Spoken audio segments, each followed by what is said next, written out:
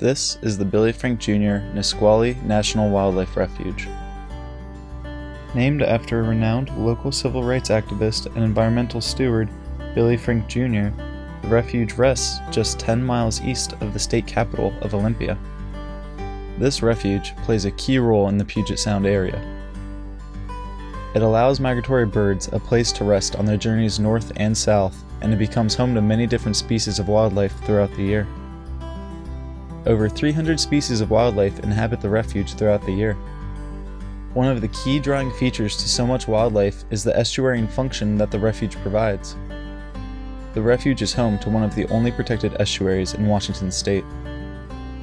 This estuarine function provides nutrients for sea life to thrive and grow. However, this function was not always available at the refuge. It was only 2009 when the refuge underwent the biggest estuarine restoration project in the Northwest. To learn more about this process and other details pertaining to the refuge, we sat down and spoke with Marion Bailey, the refuge wildlife biologist. Early in the 1900s, about 800 acres were diked in by the original Brown farm. They had this whole valley, and they diked it by hand with a mule, and it was 5 miles of dike. It's pretty impressive. And the reason that they diked it was to take the land that was estuarine water and salt marsh and convert it into agricultural lands. And then eventually, as it fell to the refuge, we started using the land within the dike as wetland habitat. So we were able to flood it, and we used our seasonal rains to keep that area as a wetland. The refuge continued to use that area the same way until 2001, when a massive earthquake hit Washington with the epicenter originating from within the refuge. The earthquake badly damaged the dike, and a decision had to be made, whether to heavily invest in repairing the dike or to make a change. It was determined that there are significant regional losses of estuarine land in Puget Sound. Think of just about every major river, and it has some industrial development on it. Olympia, Tacoma, many places in Seattle, all the way up the coast. This particular location was in really good condition as far as natural resources. There were very few landowners, and for the most part, almost all of those entities agreed that restoring this delta back to its estuarine function was the best use of the land, which is pretty amazing. It's very rare. So this was a real opportunity to do an estuary restoration and remove the dike. Once the refuge had restored 762 acres of the delta, they were ready to start on a new project. Within the next year, they built a boardwalk that went over the estuary and extended out a mile in length. This construction offered visitors a new experience for every time that they visited the refuge. Depending on whether it is low or high tide, you might see a whole new area when you walk down that boardwalk. Viewing the estuary from the boardwalk, you might encounter such animals as harbor seals, seagulls, and hairy shore crabs. We asked Marion what she thought was the biggest threat to these animals.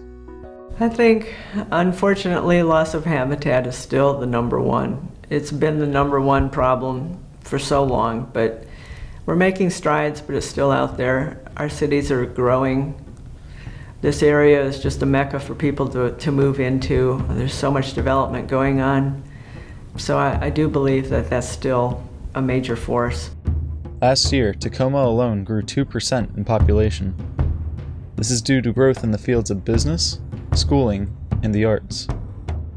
Being home to many diverse businesses, the University of Washington Tacoma campus, the Museum of Glass, and many other attractions has made the city a very appealing place to call home.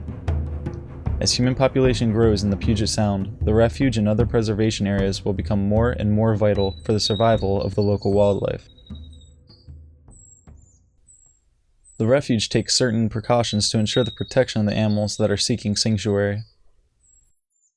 The activities are quite limited. They're limited to visitors walking on the dikes and trails. There's no running allowed, there's no jogging allowed, there's no bicycling, and you cannot bring your pet. So those are pretty significant, and it's not unusual for us to stop bikers, to stop joggers from accessing, because that movement would disturb wildlife. The animals, especially dogs, would cause wildlife to go on alert, and they wouldn't be able to focus on their duties such as finding food, taking care of their chicks, etc. These precautions help the animals at the refuge to feel safe, and because of that, visitors are able to see these animals up close and in person, right next to the trails they are walking. And while visitors are always welcome and encouraged to come see the animals, there is something important to keep in mind that Marion put best. A lot of people think this is a national park, they think it's a local park, they think it's a state park, and it's not, it's a wildlife refuge, and so our focus is for wildlife, and everything is wildlife dependent. The Billy Frank Jr. Nisqually National Wildlife Refuge is a national treasure, and a vital player in the Puget Sound. This is one of the few remaining places where you can see nature as it was intended, undisturbed, secure, and free.